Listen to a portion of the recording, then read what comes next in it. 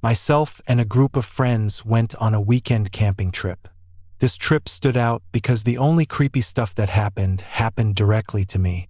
Both incidents involved me and what I perceived to be a member of our friend group. Both times it had to do with my relentless need to always use a bathroom. This first encounter was in the middle of the night. Everyone was lounging around the fire when I decided to make the quarter-mile trek to the campground bathrooms. There were other campers dispersed in the area, as well as the light of the moon, so I didn't think twice about roaming through the woodland. I came to the fork in the path, with the alternative route leading back into an unused campsite. There in the dark, I could make out the rocky outline of the fire pit dead center in the clearing. The space was empty, but for whatever reason, I can't break my line of sight. Something dreadful was holding my attention. Then I see it, the unmistakable shape of a person stepping out of the tree line. The thing about this person is, as they walked, I could see that they had a very peculiar gait. They maneuvered through the brush until they spilled out onto the trail just ahead of me. I'm close enough to confirm my suspicions that this is a friend of mine from camp. The weird way of walking was a dead giveaway. Now that I can actually see him, there's no doubt in my mind. The issue is he's meandering around the wrong camp and now seems to be trying to lose me in the dark. What really confused me was how he managed to get ahead of me when he has such a hard time walking anyway. I chalk it all up to some kind of prank. I tried to get his attention, to which his only response was, "Stop following me." "I told you guys I was going to the bathroom," was my only response. Why are you following me?" He whispered it, but it sounded more like a hiss in the dark. It was his voice, but it wasn't at the same time. I was trying to catch up with him, but no matter how much I sped up, he stayed the same distance from me. This is all troubling, because I can't stress this enough. My friend's legs and hips barely worked. I eventually lose him in the shadows just as I arrive at the toilets.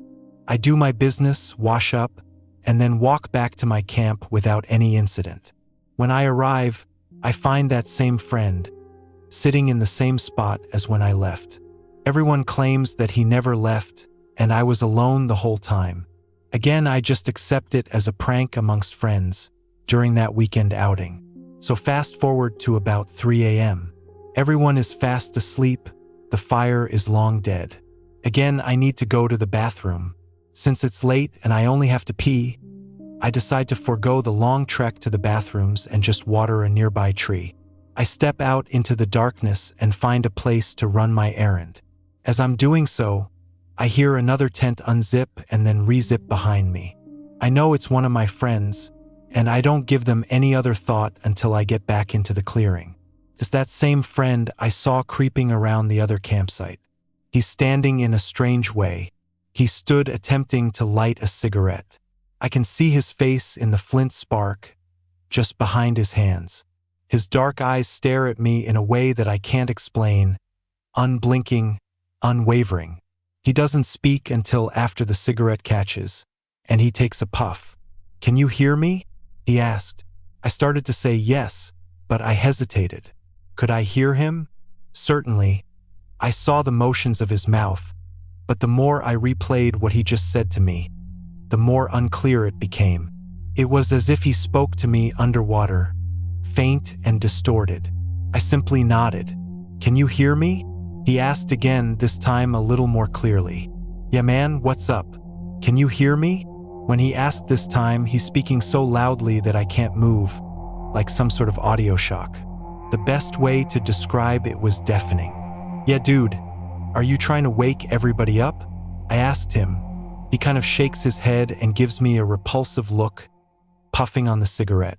I watch as he turns and stumbles toward our parked vehicles, maybe 30 feet away. He starts to turn around the back end of my car. When I realize they're pulling a prank on me again, I charge after him around the car, only to find myself alone. The parking lot was empty, save for the shadows of the trees. There wasn't even a wisp of the cigarette he'd been smoking, not even a hint. I return to camp and find his tent zipped up, his boots unlaced before the door, and I can actually hear him snoring inside. I went to bed and decided not to mention it in the morning. If it was a prank, like I thought, they'd surely bring it up. No one ever did.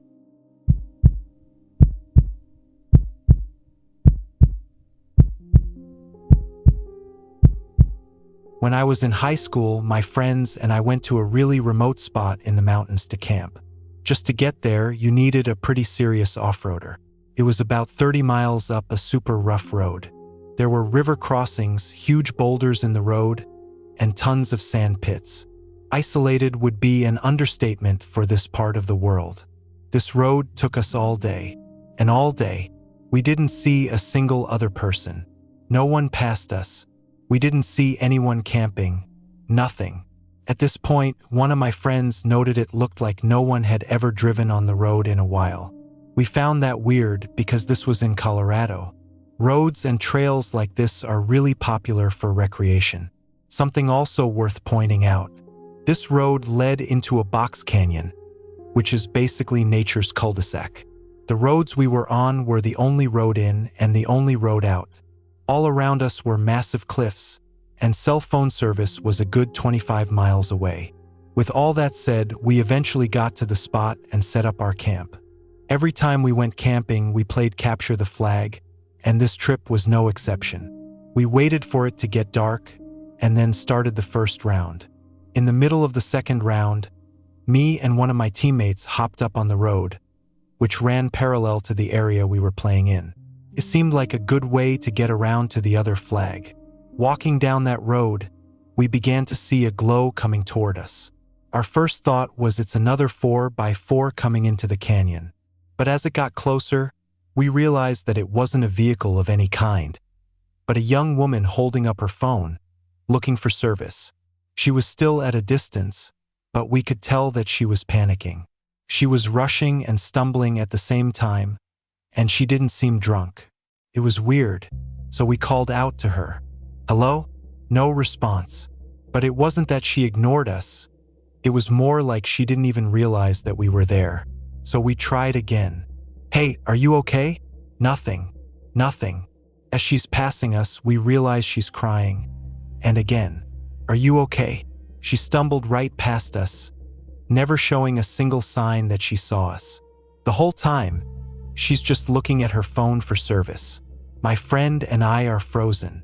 We watch her go, still stumbling and still crying. She rounded a turn and then disappeared. I yell out to everyone to meet us back at camp, and we do. I tell them all what we saw, and I'm not proud to admit this, because it did seem like she needed help. But we got creeped out. We said we'd stay and camp that night, and in the morning we'd go looking. The first thing we do in the morning is decide there must be some other people camped down the road. They must know her. So we went down to the end of the road. There's no sign of anyone. So then we decide to go to the entrance of the road and look for that woman again. We make the all-day drive back to the canyon entrance and don't see a sign of anyone. I still feel guilty for not trying harder to help her, but thinking about how she got in that position, it just doesn't make sense. She didn't look like a hiker. She'd on regular jeans and a sweater. If she'd gotten in the canyon from the other side, it would require a very technical descent. She would have needed gear and didn't even have a backpack on. We were pretty sure we were the only ones that had driven down that road in a while, so it's not like someone just dropped her off and left her. And the whole time we saw her, she was holding up her phone, looking for service. If she knew the area at all, she would know that there was no way she was going to find any. My friends and I never found her, and still don't know what to make of it. We've gone back to camp on and off over the years, but that trip still stands out for every single one of us.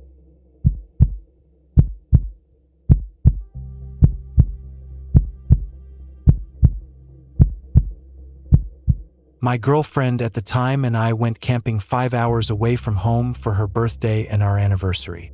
We made the trip the day after a big storm had passed through. We left town early and got there in the early afternoon. This meant we had plenty of daylight to pick a perfect spot and spend some time setting up. The guy at the entrance to the campgrounds mentioned that there was no one else staying there. "This is going to be unreal," my girlfriend said, and I couldn't help but agree. First, we drove down these long pathways to our designated area, and as we got closer to it, the road tapered into a dead end.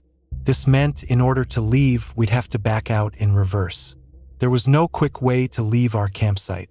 We unloaded the car, got the tent set up, and decided to walk around the woods. It was dead silent, but it was still bright out, so we just took in all the nature we could and walked a few miles away. We reached this point in the woods where there were some weird-looking white cabins. They were very uniform, all built the same exact way, like I guess they were part of this camping ground, but they seemed way out of the way, and there was no sign of life. It felt eerie to be at, like we shouldn't be there, and the only way I can describe them is sterile, the opposite of what you'd expect at a campground. So we just turned around and walked back, took a breather in the tent, then tried to start a fire in the fire pit. Unfortunately, neither of us had ever been camping before, and we had no idea how to start an actual fire. We had bought some of those self-lighting logs from Walmart and some lighter fluid, but everything around us was soaked to the bone from the rain that had passed through the day before. We knew we needed some form of kindling, but any dry sticks or leaves were far and few between. It slowly began to occur to me how unprepared we were for really anything. The reality of the fresh storm, isolated wilderness, and a lack of real supplies had me on edge.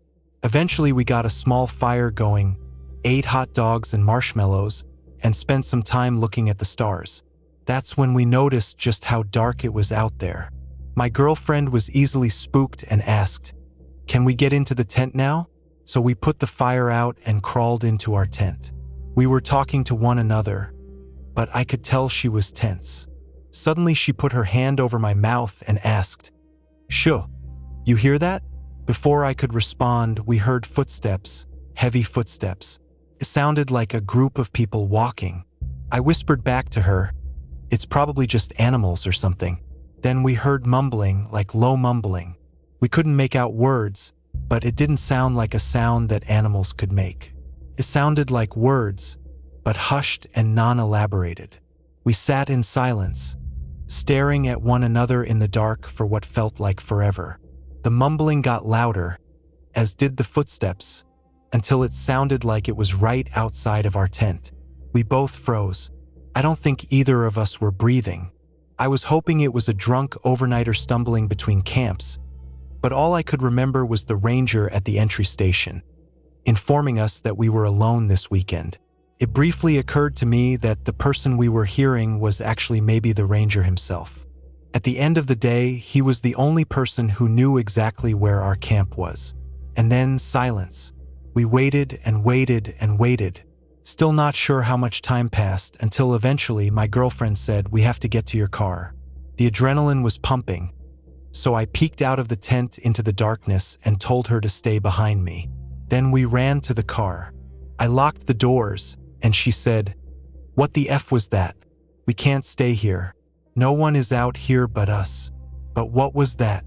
I kept looking around for any signs of life, but we were seemingly alone. I looked at her and was like, "Okay, I'm going to grab our stuff. You stay in the car." We only had our ice chest and our tent. I hopped out and ran, grabbed the ice chest, tossed it into the back seat, and as I turned around to go get the tent, I started hearing those footsteps closing in again. In a moment of pure terror, I yanked that tent out of the ground, wrapped the tarp around it, and slung it over my shoulder like some panicked Santa Claus, then shoved it into my trunk. I didn't say anything when I got into the car, except, "Do we have everything in here?" My girlfriend said yes, and I floored it out in reverse out of that camping area. And when I say floored it, I mean that I slowly backed down the trail at a snail's pace. There was no quick way to escape going backwards in the dark. Then we came to a fork in the road that went in like 6 different directions. I asked my girlfriend if she remembered which path we came down to get in here.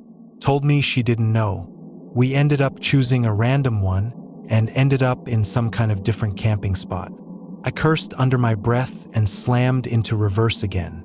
Then I noticed the angle we'd exited from. I could see the main path back to the gate, thanks to a small sign behind an overgrown bush. As we hightailed it out of there, I noticed there was a single small green light out in the woods to our right. It was near where our designated spot was. It reminded me of the fake logs we'd brought. The paper on the outside burned green when they first started to catch, just like the green glow I could see now. I'd left those logs by the fire pit, and it seemed like now someone was using them. We drove the entire 5 hours back to our hometown and fell asleep on my girlfriend's parents' couch at around 4 a.m. We never talked about that trip throughout the rest of our relationship, and I haven't had any desire to camp since.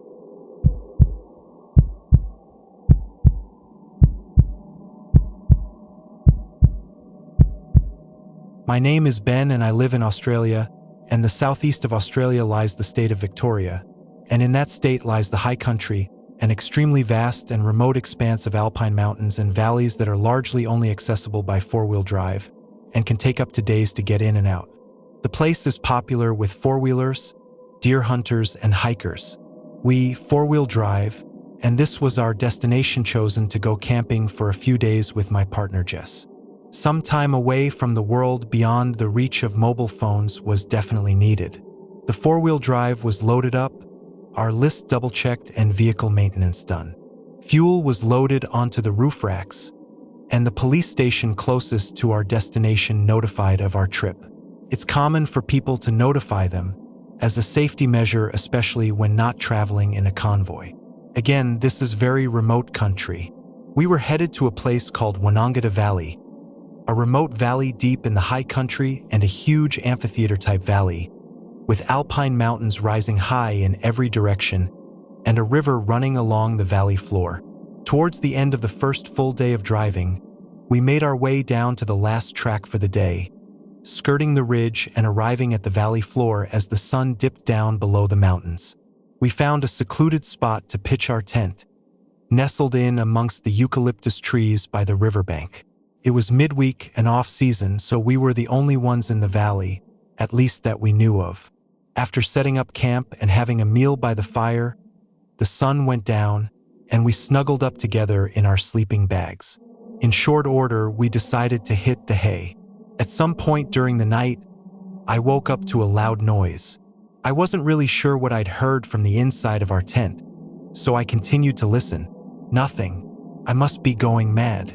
No sooner, I thought I heard another noise, and it sounded like something falling off of our table, hitting the ground. I put it down to possums or wombats. It's pretty common in the area, so nothing to worry about. Should have packed up after dinner, I thought, and then went back to sleep. Sunrise came and we slowly woke up. Needing to pee, I opened up the tent and jumped out. Looking around, something just came over me. A chill. It wasn't the way we'd left it.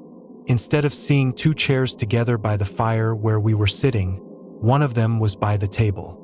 And on the table was a loaf of bread that I swore I packed away again the night before. I walked over to the table to inspect it. The half-eaten piece of bread was just sitting there, with a very obvious chomp mark taking out of it. I flung the tent open and asked, "Hey, were you up before me? Did you have some bread?" "No," was the answer I got. Just got up and together we went through all of our stuff. Nothing was missing, but as we went to check our vehicle, I noticed the footprints. There was a bunch of them around the front of the car where the hood was. Most of the camp was covered in grass, and this was the only spot that was just dirt. Had someone tried to open it? It was very distinct footprints, not mine or my partner's. Perhaps they'd already been there. These camping spots are used intermittently. Obviously, we weren't looking at the ground when we arrived the night before, especially with the setting sun. I don't think either of us wanted to admit what we were both thinking, that someone had been creeping around our campsite in the night, far from civilization. We discussed if a possum could have made those bite marks, and argued about if one of us had left the bread out. Eventually discussed moving on and camping somewhere else. After much deliberation, we both just decided to stay. I had the rifle in our vehicle, which I guess gave me an overinflated sense of safety, which in hindsight was a very poor choice. As the day rolled on, the sun shining and with nothing eventful happening, I decided to walk across the valley floor, about 800 meters to an old ruin of an isolated homestead, built by the settlers who ran cattle in the valley some 100 years ago. Steeped in mystery, there's an old unsolved murder from 1917 that always captivates people. I read the plaque, took some photos, and started to wander back to our camp.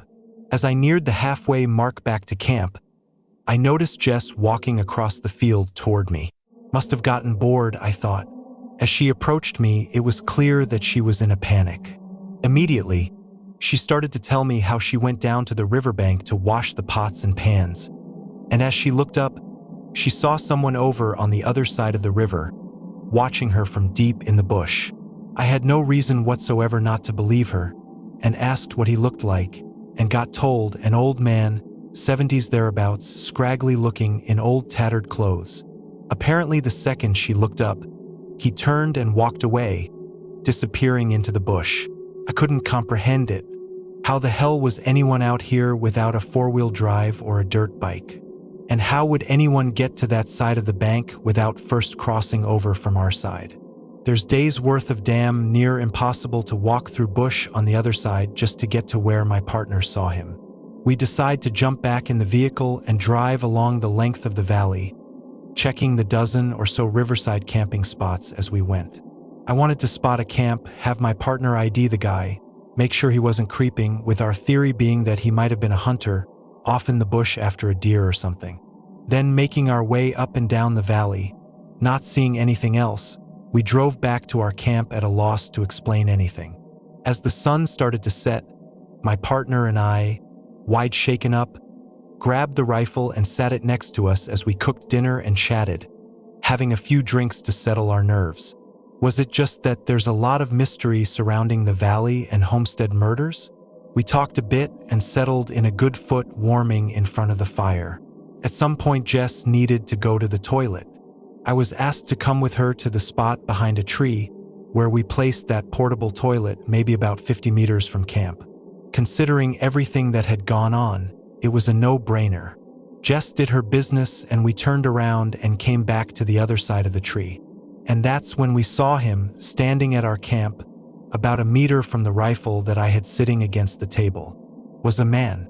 Old. Check. Scraggly looking. Check. Padded old clothes. Check. Jess squeezed my arm so hard I thought it was going to come off. Everything about her body language screamed, "This is that same man." As we got closer, I could make out more odd things about him. He had part of a deer antler in his hand that looked like he'd been whittling away at it, and what looked like antler pieces carved to plug where holes in his ears were. Same goes for the bone-looking buttons that he had on his ratty old coat. He wore old leather shoes that look homemade. "Good day, mate," he said. "Fuck me, mate, you gave us a fucking heart attack," I said, officially shitting bricks. "Where have you come from, mate?" "Everything okay. Just over yonder." "You lot aren't hunting around here, are you?" Looking directly at my rifle. "We might, yeah, why?" "There's no hunting around here. Not enough deer as it is." "Well, we hadn't decided on it, probably packing up anyway," I said, as I edged my way toward the rifle. "I should put this away anyway." "Didn't mean to spook you, mate," I said, looking for an excuse to get that rifle into my hands. "It's all good. Guns don't spook me," he said. I didn't imagine they would. I picked up the rifle by the barrel and held it like a walking stick in an attempt to be non-confrontational, breathing a sigh of relief. "No offense, but you caught us a bit by surprise. You gotta be the only one we've seen since we got here." "Yeah, I saw you come in last night." "Fucking bet you did. Been coming up here for 40 years, beautiful spot. Isn't it? Takes a bit to get down the valley, hey." "Yeah, mate, look, no offense, but we're gonna hit the sack soon. You need a lift back to your camp?" "No, all good. Just out for a wander before I tuck in for the night. Called a fire and thought I'd say G-Day. Anyway, better be on my way." And with that, he turned and walked off, parallel to the river and into the dark with no torch. That was officially enough to spook us beyond any ability to calm down. We decided to pack up in the dark and head out, and even if driving in the dark was monumentally stupid in this part of the high country, we got into the vehicle and drove out, taking us along the valley floor. We didn't see a single fire, A camp, a vehicle, nothing. We kept on driving. Halfway home, Jess, bored from the drive, looked on the camera. No memory card. After getting home and telling a few people what happened, a friend's dad, an avid bushman himself, was the one to officially freak us the hell out. "Oh, you mean the button man?" "The what now?" I said. "The button man. He's an old bushman who goes out into the high country for months at a time. Once with a spear, appears out of nowhere, scares people, and has these buttons made out of bone. There's a heap of people gone missing up that way. Cops keep looking, but can't find a single trace. Campers, hikers. One camp was found burnt to the ground and a car left abandoned. Can't find any evidence at all. A quick Google confirmed it all. The missing people, the button man, the lack of evidence. Police set out into the bush and found his camp, spoke with that man, but have nothing else to go on. We don't camp in the valley anymore. Hell, we don't camp on that side of the high country anymore at all. Anyway, that's our story of how we met the button man.